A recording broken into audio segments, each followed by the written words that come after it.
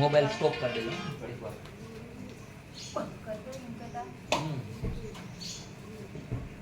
बोलो हनुमान जी महाराज ની જય। કહે રીતપતિ સુનો હનુમાન કા સુરસદ્રે બલવાના પવન તને બલ પવન સમાનમ બુદ્ધિ વિવેક વિજ્ઞાન અને જ્ઞાનમ કવન સોગાદ કઠિન જગ માહી જો નહીં હોત તા તુમ પાહી।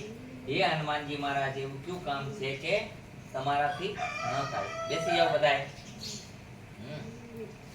આપણે અહીંયા રોગના ઈલાજ કરવા માટે હનુમાનજી મહારાજનું આહ્વાન કરીએ છીએ। હનુમાનજી મહારાજ રોગના ઈલાજ કરે છે।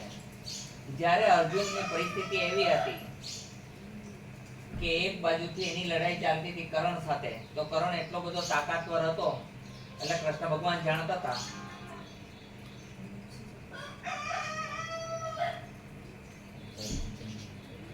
કે 100% પરાજય ન થઈ જાય।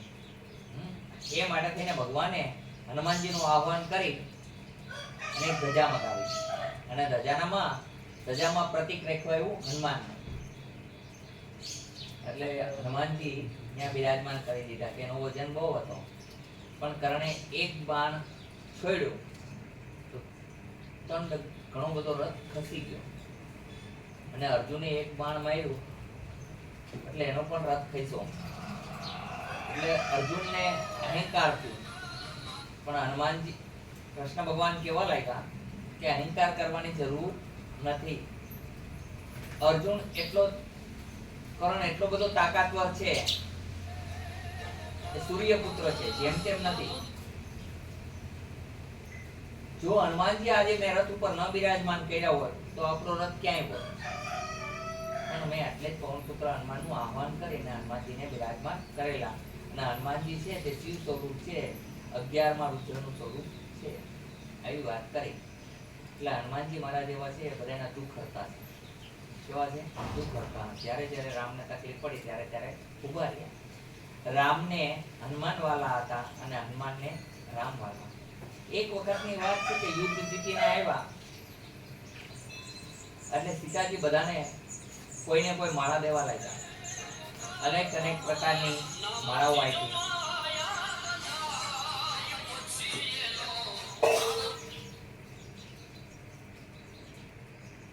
ફોન જેના હોય સ્વિચ ઓફ કરી દે, ફોન ન ઉપાડવા નમ્ર વિનંતી, કામ ઓન કરી દે। અનેક લોકોને માળા આપી, બધાએ ખુશ થઈને લીધી કે માતા સીતા ને આપણે પાછા લઈ આવ્યા છીએ એટલે માતા સીતા હરખાઈ અને આપણને માળા આપે છે, બહુ સરસ કહેવાય। હનુમાનજીને માળા આપી, હનુમાનજીને ઘણી માળા આપી એટલે તોડી નહીં કે માતા સીતાને એમ થયું કે આને કોઈ માળા ગમતી નથી લાગતી, એટલે લાસ્ટમાં માતાજીએ શુદ્ધ સ્ફટિકની માળા આપી। સ્ફટિક શાંતિનું પ્રતીક છે। જે માણસનો મગજ તેજ રહેતો હોય ને શાંતિ કરવી હોય તો સ્ફટિકની માળા પહેરે તો સારું રહે। એ પ્રમાણે માતાજી સ્ફટિકની માળા આપી એટલે એક મણકો તોડે છે।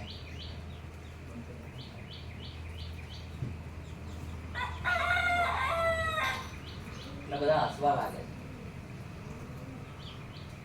છે કે આ તો બંદર રહ્યા, આને શું ખબર પડે મારા બાળક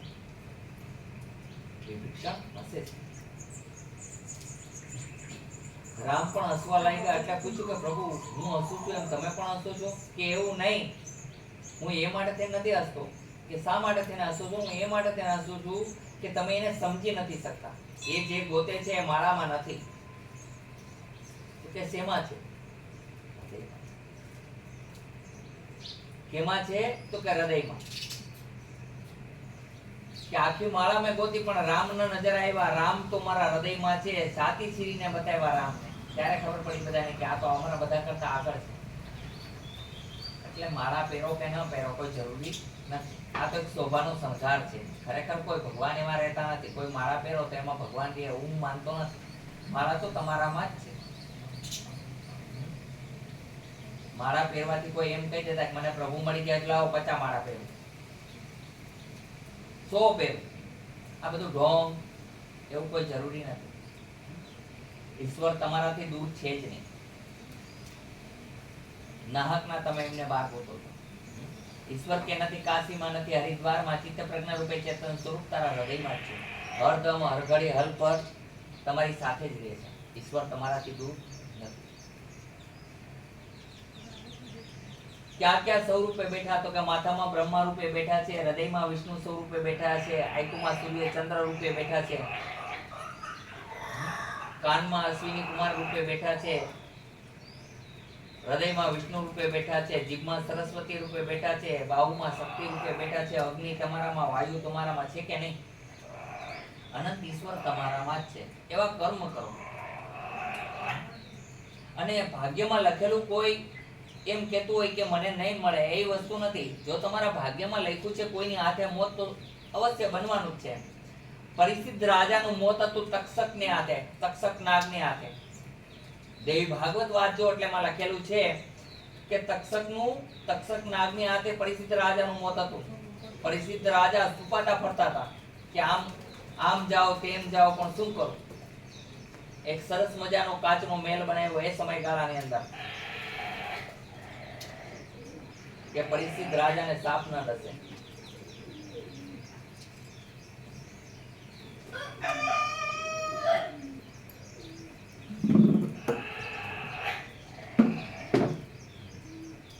એક વિદ્વાન પંડિતને બોલાવ્યો પરિસિદ્ધ રાજાએ કીધું કે બ્રાહ્મણ, તમે શું જાણો છો? તો કે મારી પાસે મૃત્યુ સજીવની વિદ્યા છે કે મરી ગયેલા વ્યક્તિને હું સજીવન કરી શકું. બ્રાહ્મણને કીધું બદલામાં શું જોઈએ છે? કે મારે ઘણી બધી કન્યાઓ છે, એમના વૈવિશાળ માટે થઈ અને મને થોડું ધન જોઈએ છે. તો કે રાજા કે હું આપીશ. બ્રાહ્મણ ત્યાંથી નીકળ્યા એટલે રસ્તામાં તક્ષક નાગ મળ્યો એટલે